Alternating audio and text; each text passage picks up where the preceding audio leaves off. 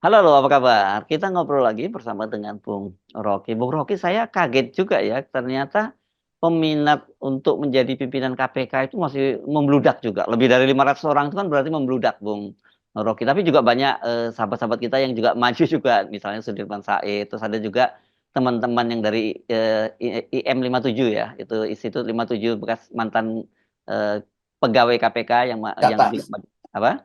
Ya, yang dipecat. mantan pecatan. Dia mantan pecatan ya, yang juga maju dan sebagainya. Padahal kan selama ini kita nganggap bahwa, sebenarnya sudah nggak ada gunanya lagi KPK ini dengan sistem politik seperti sekarang tuh. Saya lagi pikir-pikir apakah mereka ini tertarik untuk maju karena ini, akhir pemerintahnya Pak Jokowi dan berharap di era Pak Prabowo berubah begitu? Kelihatannya itu ada semacam optimisme dari orang kayak Sudirman Said. Kita kenal wataknya itu. Dia tahu bahwa dia punya banyak informasi tentang kejahatan politik lewat korupsi itu. Mhm, Jadi kalau dia simpan itu sekedar memori, itu artinya dia tidak bertanggung jawab. Nah, mhm, kalau saya baca watak Pak Dirman Said ini, dia ingin memanfaatkan sisa energi dia itu untuk memberantas korupsi. Kan dasar itu kan Pak mhm. Dirman terkenal dulu dari zaman transparansi TI itu, sama-sama mungkin masih ada era Pak Mari Muhammad pada waktu itu tuh, Jimli segala macam. Jadi tokoh-tokoh ini akhirnya menyadari kembali fungsi mereka tuh.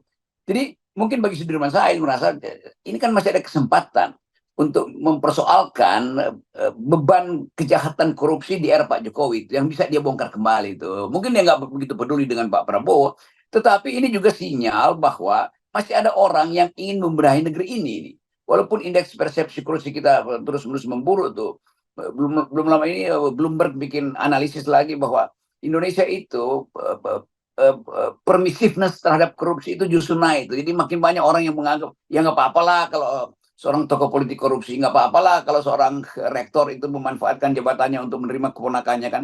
Jadi makin permisif sebetulnya. Tetapi pada saat yang lain ada keinginan untuk tidak membatalkan kasus-kasus ini hilang hanya karena perubahan kepemimpinan politik kan. Tetap orang kayak Pak Dirman, sorry ya Pak, bukan Pak Dirman yang jenderal, Sudirman Said ini integritasnya terpelihara. Nah, itu mungkin akan jadi simbol. Demikian juga pecatan-pecatan KPK ini tahu bahwa mereka masih punya data-data intelijen yang mereka kumpulkan sebagai reserse KPK kan. Jadi sayang kalau itu tidak diinvestasikan kembali di dalam kepemimpinan KPK yang baru. Untuk mencari pimpinan yang baru, mereka berharap bahwa mereka masih bisa ikut serta di dalam proses untuk menyelesaikan soal-soal korupsi yang mereka ketahui di era Pak Jokowi. Ya, tetapi masalahnya kan kita selalu mengkritik soal proses pemilihannya ya. Kalau dulu itu termasuk soal, tim panselnya begitu ya, kemudian yang lebih menentukan lagi adalah di DPR. Dan kita tahu bahwa proses di DPR itu pasti transaksi politik, itu yang jadi persoalan kan, dan kita sulit berharap pada orang-orang yang bagus gitu, yang nanti membahayakan DPR juga bisa diloloskan. Ya, itu sekaligus kita mau lihat, kalau misalnya Sudirman Said, kalau alumni Institut 57 ini, pencatan ini dibatalkan di DPR, itu artinya ada perintah Jokowi untuk jangan pilih mereka, karena mereka pasti akan berbalik untuk menjadikan Jokowi tersangka korupsi, misalnya rejim Jokowi maksudnya kan. Jadi itu juga sekaligus ujian untuk kita lihat. Nah, kalau itu terjadi, itu artinya bahwa Jokowi memang ada dalam kecemasan karena dia nggak ingin KPK itu diisi kembali oleh orang-orang yang bersih. Dan pesan itu juga mesti kita beritahu pada pemerintahan baru Pak Prabowo, bahwa Pak Prabowo, orang-orang bersih ini ternyata masih mau disingkirkan tuh. Apa reaksi politikmu terhadap keadaan ini? Kan pers mesti tanya, apa yang akan dilakukan oleh Pak Prabowo kalau orang-orang yang berpotensi untuk memberantas korupsi ini justru terhalang oleh regulasi atau perintah yang ada di DPR untuk menyingkirkan mereka kan. Ini juga ujian etik bagi pemerintahan baru yang seharusnya mensponsori orang-orang bersih ini untuk mengendalikan kembali KPK dan membawa KPK itu ke rel yang benar. Ya, iya, ini kan memang, tetap saja kita berharap ya di dalam situasi Indonesia ketika indeks, persepsi terhadap korupsinya itu, semakin menurun, harus tetap ada lembaga dan juga soal kepercayaan Ya, terhadap ya. lembaga-lembaga penegak hukum itu juga itu tidak cukup bagus. Tentu harus ada lembaga yang seperti KPK ini gitu. Tetapi kan kita tahu KPK ini mulai pelan-pelan sayap-sayapnya kalau burung dia mulai dicabut Cabut bulu-bulunya. bulu-bulunya. Ya, iya. Oke, itu hal secara institusional memang pembusukan ini sudah terjadi itu.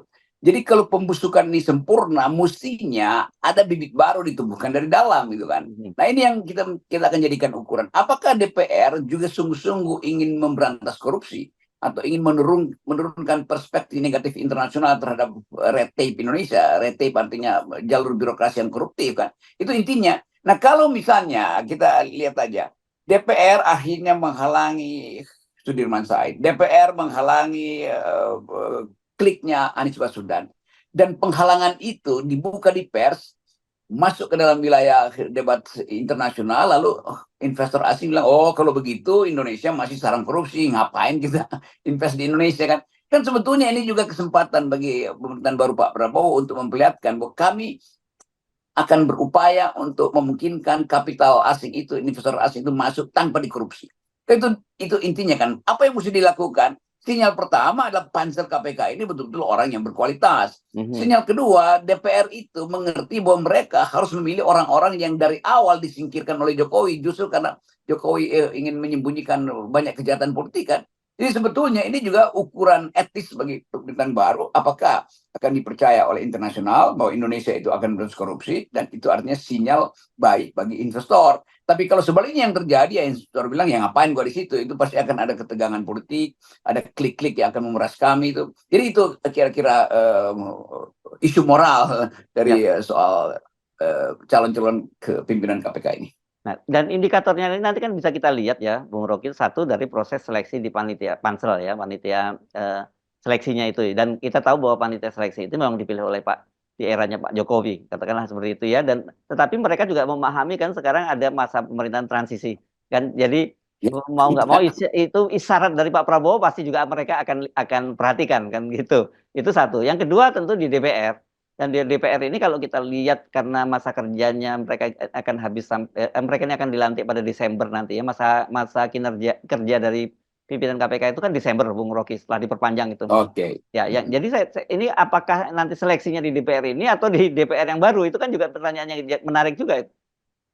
Ini loh, kesempatan untuk bertanya itu mestinya dijawab sekarang oleh Pak Prabowo. Pak Prabowo banyak kasih sinyal bahwa mereka akan dipilih oleh sistem yang baru misalnya itu. Kan itu jadi penanda bagus bagi bahwa dalam kesibukan Pak Prabowo menyusun kabinet dengan memperhatikan isu security internasional, dengan memperhatikan potensi untuk susah mencari utang, justru mesti diulas dengan baik keadaan di KPK. Sehingga kecemasan Pak Prabowo itu sedikit banyak bisa diperbaiki itu. Kan kalau sinyal pasar bagus setelah KPK, unsur-unsur KPK itu memerintah dengan cara yang baik, dengan isu anti korupsi, nah sinyal pasar pasti jadi bagus. Di mana dunia ini investor mau pasang taruh uang ketika politiknya tidak masih kotor gitu kan. Kan udah ada semacam kesepakatan dunia bahwa investasi itu betul-betul harus bersih secara hukum, legal, secara hukum bersih, secara politik. Itu mestinya jadi sinyal. Nah, KPK ini, pemilihan KPK harus jadi sinyal baru tuh. Nah, Pak Prabowo atau Gerindra mesti ucapkan dari sekarang bahwa kami menginginkan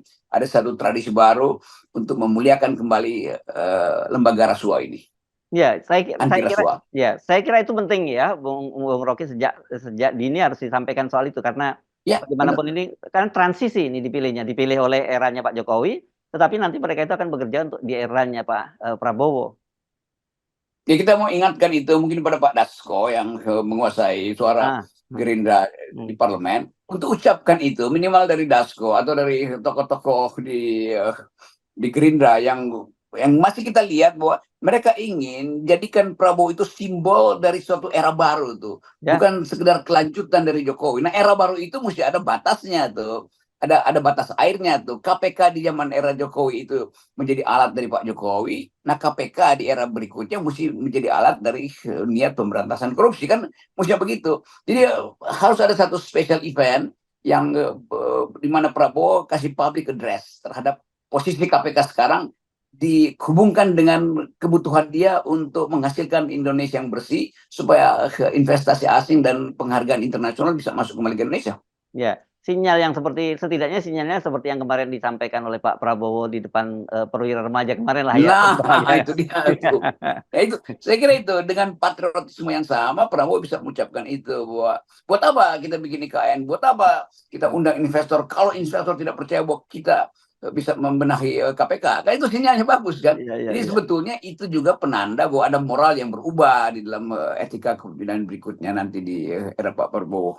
Iya ya, dan saya membayangkan itu bisa bisa diaturlah momennya seperti kemarin itu ya, bahwa ada sinyal bahwa saya menginginkan KPK ini sebagai lembaga yang diperkuat kembali, misalnya seperti itu ya, dikembalikan, perannya sebagai pemberantasan korupsi. Saya kira itu juga akan dampaknya terhadap pemerintahan Pak Prabowo, dia ini dukungan terhadap internasional juga akan meningkat tuh.